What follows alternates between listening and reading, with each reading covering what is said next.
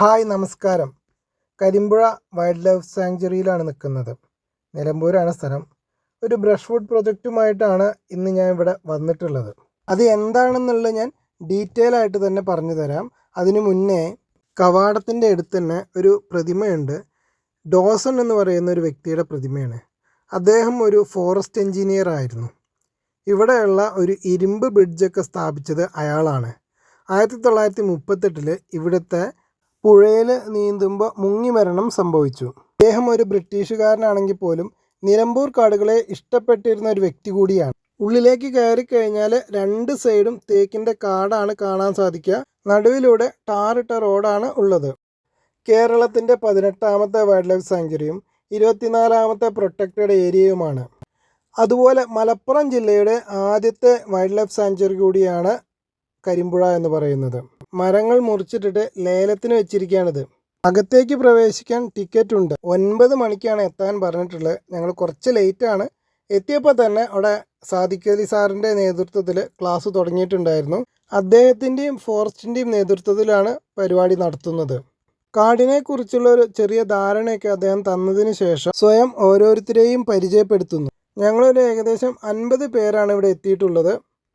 ആദ്യമായി പങ്കെടുക്കുന്നവരും കുറേ ക്യാമ്പുകളിൽ പങ്കെടുത്തവരും ഈ ക്യാമ്പിൽ ഉണ്ടായിരുന്നു. അവിടുത്തെ ക്ലാസ്സും പരിചയപ്പെടുത്തലും എല്ലാം കഴിഞ്ഞിട്ട് അവിടുന്ന് പുറത്തേക്ക് ഇറങ്ങിയിട്ട് ഞങ്ങൾ നേരെ IBയിലേക്ക് പോയി. ഇൻസ്പെക്ഷൻ ബംഗ്ലാവിലേക്കാണ് പോകുന്നത്. കുറച്ച് പേര് കൂടി വരാനുണ്ടായിരുന്നു. അവരെ കൂടി വെയിറ്റ് ചെയ്തിട്ടാണ് IBയിലേക്ക് വന്നത്.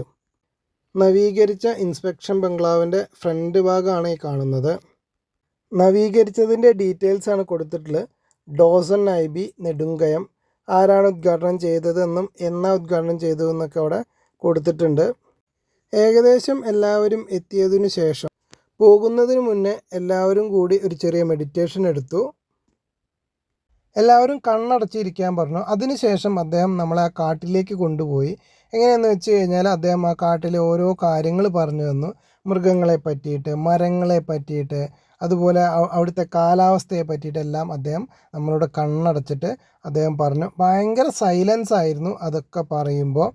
അതുകൊണ്ട് തന്നെ നമ്മൾ കാട്ടിലെത്തിപ്പെട്ട ഫീലിങ്സും എൻ്റെ മനസ്സിലേക്ക് വന്ന് കാട്ടിൽ മഴയും കോടമഞ്ഞും കൂടിയാണ്.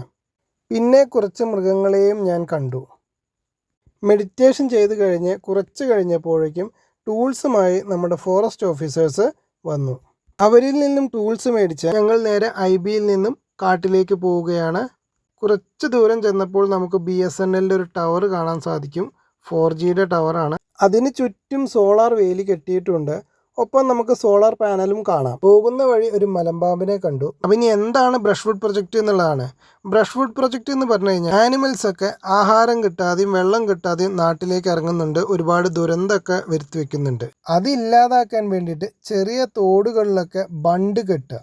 അവിടെയുള്ള കല്ല്, മണ്ണ്, ഉണങ്ങിയ മരങ്ങൾ എല്ലാം എടുത്ത് 10 മീറ്റർ വ്യത്യാസത്തിൽ ചെറിയ ചെറിയ ബണ്ടുകൾ കെട്ടുക. മഴക്കാലമായി കഴിഞ്ഞാൽ ഇതിലെല്ലാം വെള്ളം വരും. എന്നാൽ വെള്ളം കുറേശ്ശെ ഒഴുകി പുറത്തേക്ക് പോവുകയും ചെയ്യും. വേനൽക്കാലമാകുമ്പോൾ ഇതിലെല്ലാം വെള്ളം നിൽക്കും. മൃഗങ്ങളെല്ലാം പുറത്തേക്ക് ഇറങ്ങാനുള്ള സാധ്യത വളരെ കുറവുമായിരിക്കും. വെള്ളമെല്ലാം ഒലിച്ചു പോകാതെ ഭൂമിയുടെ ഉള്ളിലേക്ക് ഊർന്നിറങ്ങുകയും ചെയ്യും. പുതിയൊരു വെജിറ്റേഷൻ അവിടെ ഉണ്ടാവുകയും ഹ്യൂമൻ വൈൽഡ് ലൈഫ് കോൺഫ്ലിക്റ്റ് കുറയുകയും ചെയ്യും. ഫോറസ്റ്റുകാർക്ക് വേണ്ട ചെറിയൊരു വീട് സെറ്റപ്പാണിത്. എങ്ങനെയാണ് ബ്രഷ്‌വുഡ് ഉണ്ടാക്കുക എന്നുള്ളതാണ് ഇവിടെ പറഞ്ഞു തരുന്നത്. കുറ്റികൾ അടിച്ചതിന് ശേഷം ഒഴുക്ക് വരുന്ന ഭാഗത്ത് മരവും കല്ലും ഒക്കെ ഇട്ടിട്ട് കെട്ടുക. എന്നാൽ ഒഴുകി വരുന്ന വെള്ളം മുഴുവൻ അടഞ്ഞു നിൽക്കാത്ത രീതിയിൽ കുറച്ച് ഒഴുകി പോകുന്ന രീതിയിലാണ് ഈ ബണ്ട് കെട്ടേണ്ടത്. IBയിൽ നിന്നും നമ്മൾ ഏകദേശം 4 കിലോമീറ്റർ ഉൾക്കാട്ടിലാണ് ഇപ്പോൾ ഉള്ളത്. ഈ കാടിൻ്റെ ഉള്ളിലേക്ക് കയറാൻ പ്രത്യേക പെർമിഷൻ നിർബന്ധമാണ്. സാധാരണ വിനോദസഞ്ചാരികൾക്ക് ഇവിടേക്ക് പ്രവേശനം ലഭിക്കുന്നതല്ല. ഈ പ്രൊജക്റ്റിൻ്റെ ഭാഗമായതുകൊണ്ടാണ് എനിക്ക് ഈ കാടിൻ്റെ ഉള്ളിലേക്ക് കയറാൻ സാധിച്ചിട്ടുള്ളത്. ഇത് നമ്മുടെ ബ്രഷ്‌വുഡ് പ്രൊജക്റ്റിൻ്റെ ഫ്ലെക്സാണ്. 50 പേരെ ആദ്യം 5 ഗ്രൂപ്പുകളാക്കി തിരിച്ചു. പിന്നെ ഞങ്ങൾക്ക് വേണ്ട ആയുധങ്ങളെല്ലാം ഫോറസ്റ്റിൽ നിന്ന് അവർ തരുകയും ചെയ്തു. ഇപ്പോൾ ഞങ്ങൾ പോയിക്കൊണ്ടിരിക്കുന്ന തോടിൻ്റെ ഭാഗത്തേക്കാണ്. ഓരോ ഗ്രൂപ്പിനും ഓരോ സ്പോട്ടും കാണിച്ചു തന്നു. തോട് എന്ന് പറഞ്ഞു കഴിഞ്ഞാൽ നമ്മുടെ വലിയ തോടല്ല കേട്ടോ, ചെറിയ തോടാണ്. നമ്മുടെ അരുവികൾ എന്നൊക്കെ പറയുന്ന പോലെ ചെറിയ അരുവികളിലാണ് ഈ ബ്രഷ്‌വുഡ് കെട്ടുന്നത്. ഇപ്പോൾ നമുക്ക് ആ അരുവി കാണാൻ സാധിക്കും, ഫുള്ള് ഡ്രൈ ആയിട്ട് കിടക്കുകയാണ്. ഒരു തുള്ളി വെള്ളം പോലും നമുക്ക് ഇതിൽ കാണാൻ സാധിക്കില്ല. കെട്ടി നിർത്തി നമ്മൾ വെള്ളം ഇതിൽ നിർത്തുകയാണ് ചെയ്യാൻ പോകുന്നത്. തടയണ നിർമ്മാണവും ബാക്കി വിശേഷങ്ങളും നമുക്ക് അടുത്ത വീഡിയോയിൽ കാണാം.